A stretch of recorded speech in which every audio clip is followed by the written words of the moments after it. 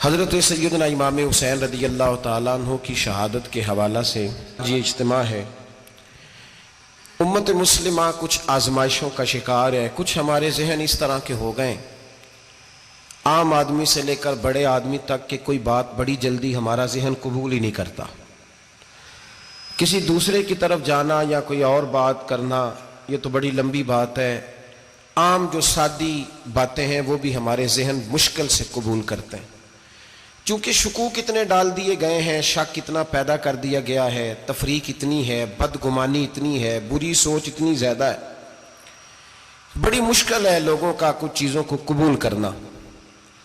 ہم لوگ جو ڈیوٹی کرتے رہتے ہیں تھوڑی تھوڑی، تو ہم اصل میں اذان دیتے ہیں، صرف اذان دیتے ہیں کہ چلو بتا دے لوگوں کو کہ نماز کا وقت ہو گیا ہے، باقی اس سے زیادہ ہم اپنی حیثیت نہیں سمجھتے۔ اذان دینا ذمہ داری ہے، تو اللہ تعالیٰ جب تک موقع دے گا اذان ہوتی رہے گی۔ کچھ لوگ صحابہ کے بارے میں کمزور جملے بولتے ہیں، غلط باتیں کرتے ہیں، کچھ اہل بیت نبوت کے بارے میں غلط باتیں کرتے ہیں۔ یہ صرف سنی ہے جو حق چار یار کا نعرہ بھی کھل کے لگاتا ہے، اور یہ نعرہ حیدری یا علی بھی کھل کے لگاتا ہے۔ یہ اللہ نے صرف ہمیں مقام، وہ الگ بات ہے کہ ہم لوگ سننے کو تیار نہیں، سمجھنے کو تیار نہیں کہ اللہ نے ہمیں مرتبہ کتنا عطا فرمایا ہے۔ یہ صرف ہماری امام حسین کی شہادت کا کچھ تھوڑا سا پس منظر۔ شہادت ہمارے ہاں بیان ہوتی ہے اس انداز میں کہ لگتا ہے کہ کسی مظلوم بندے کو کسی نے پکڑا ہوا تھا تو وہ سارے اسے مار رہے تھے اور وہ منتیں کر رہا تھا کہ مجھے نہ مارو۔ اتنی ہائے ہائے کی جاتی ہے کہ محسوس ہوتا ہے کہ امام علی مقام بڑے پریشان تھے کہ کسی طریقے سے، اور ان کا خاندان بڑا تکلیف میں تھا کہ جلدی کہیں کربلا سے نکل جائیں۔ حالانکہ اس دھرتی پہ، اس کائنات پہ صبر، شجاعت، استقامت اور حوصلہ جس سے کائنات سیکھے گی وہ صرف امام حسین ہی ہے۔ اتنے بڑے صابر آدمی کے بارے میں اس طرح کا رویہ اختیار کرنا کہ وہ تو گویا اس طرح کر رہے تھے کہ بس کسی طریقے سے میری تو یہ امام حسین کی مظلومیت سنا کے لوگوں کو اس طرح کا کر دیا جاتا ہے، یہ انداز بتایا جاتا ہے کہ شاید واقعہ کربلا رونے دھونے کا نام ہے، حالانکہ بات یہ نہیں ہے۔ یزید کی لشکر جو امام حسین کے مقابلے میں آیا، امام حسین کے لشکر کی تعداد 72 تھی، تو یزید نے 22,000 آدمی، مجھے بتائیے 72 کا 22,000 سے کو مقابلہ ہوتا ہے؟ بولیے۔ عمر بن سعد نے پھر عبید اللہ ابن زیاد کو لکھا کہ 22,000 بندے تھوڑے ہیں، کچھ بندے زیادہ بھیج۔ تو عمر بن سعد کو عبید اللہ ابن زیاد کہنے لگے کہ تو پاگل تو نہیں ہو گیا، 72 کے لشکر کا 22,000 بھیجا، اور کتنا بھیجوں؟ تو اس نے کہا تمہیں یہ نہیں پتا یہ لوگ کون ہیں؟ یہ مولا علی شیر خدا کی اولاد ہے، ان میں ایک ایک شخص ایسا ہے جو 1,000 کے مقابلے میں لڑنا جانتا ہے۔ تو یہاں کمزوری دکھائی جاتی ہے، ہمارے بچے سمجھنے لگے ہیں کہ یہ شاید کوئی ایسی داستان ہے، اور اس طرح کا ماحول ٹی وی پہ میں دیکھ رہا تھا، اس طرح کا ماحول بنایا جاتا ہے جیسے کوئی خوف ہے، یعنی واقع کربلا کوئی ایسا واقعہ جسے دیکھ کے خوف طاری ہو جائے، بچے راتوں کو ڈریں، وہ اکیلے درخت دکھائے جا رہے ہیں اور تیر دکھائے جا رہے ہیں۔ او یار کیا قوم کی تربیت کر رہے ہیں؟ واقعہ کربلا حوصلے کا نام ہے، دلیری کا نام ہے۔ سنیں بات اصل میں کیا تھی، بڑے ٹھنڈے دماغ سے میری بات کو سمجھیے گا۔ حضرت مولا علی شیر خدا کے بعد مسلمانوں کے متفقہ امیر بنے تھے حضرت امیر معاویہ۔ انہیں امیر کس نے بنایا تھا؟ امام حسن نے، حضرت علی کے بڑے صاحبزادے۔ حضرت امام حسن نے ان سے صلح کی، انہیں خلافت دی، اور صحیح بخاری میں نبی پاک نے فرمایا تھا میرا بیٹا حسن سردار ہے، جب مسلمانوں کی جماعتوں میں لہو بہہ جائے گا تو حسن ان کی صلح کرا دے گا۔ وہ صلح امام حسن نے کرائی، جناب امیر معاویہ امیر بن گئے۔ حضرت امیر معاویہ رضی اللہ تعالیٰ عنہ بڑا پیار کرتے تھے نبی پاک سے، بڑا احترام کرتے تھے حضور کے خاندان کا۔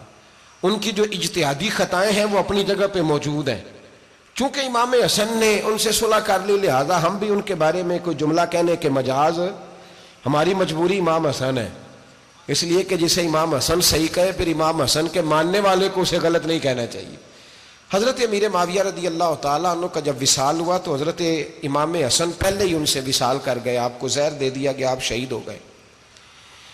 امام حسین موجود تھے، تو یزید کے بارے میں لوگوں نے کہا جناب امیر معاویہ سے کہ یہ ٹھیک ہے، مناسب ہے، اور بہادر ہے، دلیر ہے. وہ جو ہوتے ہیں نا خوش آمدی ٹولہ، ہمارے ملک میں جو اچھی خوشامد کرے اسے اچھی وزارت ملتی ہے، اچھی وزارت اسے دیتے ہیں. جو ذرا صحیح بدتمیز بھی ہو اور صحیح وکالت کرنے والا اسے وزارت صحیح دیتے ہیں. تو حضرت امیر معاویہ کے گرد بھی کچھ ایسے لوگ تھے، انہوں نے آپ سے کہا کہ یزید کو نامزد کر دیں. تو آپ نے یزید کو بلایا، حوالہ مجھ سے دیکھ لیجئے گا. بلا کے فرمایا کہ 3 بندوں کے سامنے اپنی خلافت پیش کرنا، اگر وہ تجھے مان جائیں تو امیر بن جانا، نہ مانے تو چپ کر کے گھر بیٹھ جانا.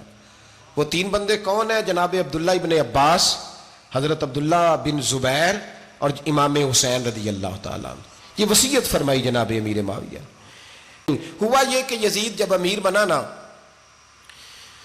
2-3 چیزیں ہوتی ہیں جب کسی بندے کو قابو کرنا ہوتا ہے، 2-3 4-5 چیزیں ایسی ہوتی ہیں جس سے بندہ قابو آتا ہے. تو اس نے بھی فوری طور پہ، یزید نے دیکھا میرے لیے مسئلہ کیا بن سکتا ہے.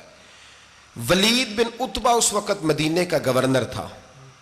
یزید نے اس کو خط لکھا کہ امیر عرب کا رواج آج بھی ہے کہ جب تک نئے خلیفہ کی بیعت نہیں ہو جاتی پرانے کے انتقال کی خبر ہی نہیں دیتے، اس کو رکھے رکھتے ہیں. یہ ان کا طریقہ ہے. وہ کہتے ہیں کہ ولی عہد اچھی طرح قبضہ کر لے پھر بتائیں گے.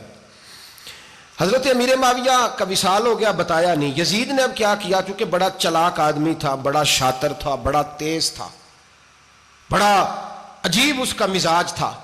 یہ چلاک لوگ زندگی میں ہمیشہ دھوکہ کھاتے ہیں. چلاکیاں انسان کو گراتی ہیں اور اتنا منہ چھیل جاتا ہے کہ منہ پہچانا ہی نہیں جاتا. بندہ اپنے آپ کو رب رسول کے حوالے کر دے تو اللہ بڑی بہترین جزائیں عطا کرتا ہے.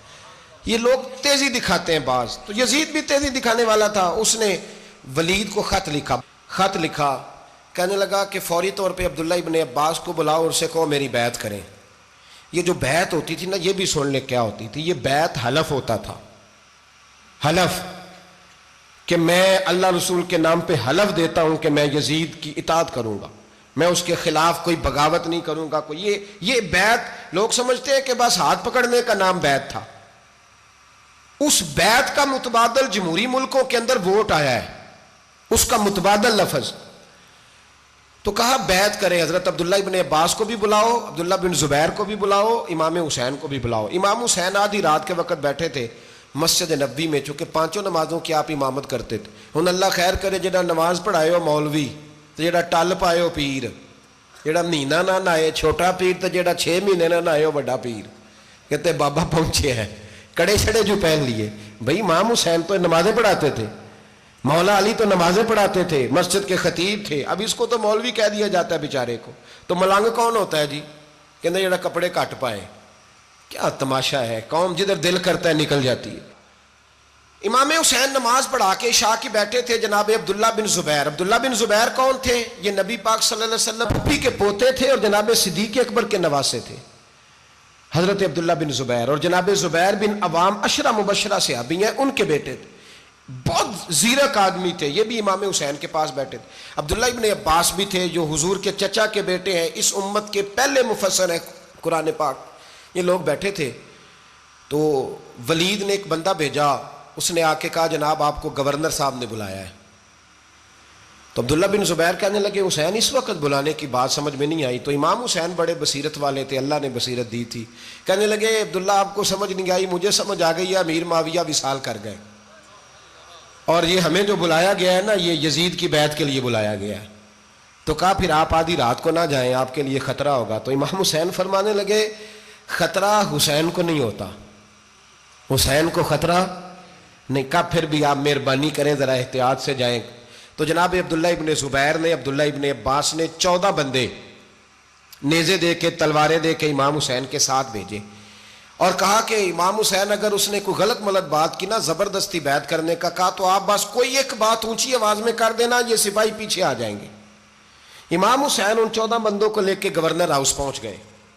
جب آپ وہاں پہنچے اس نے بتایا، اس نے کہا جی حضرت امیر معاویہ انتقال کر گئے اور آپ نے یزید کی بیعت کرنی ہے. تو امام حسین فرمانے لگے میں چھپ کے بیعت نہیں کروں گا.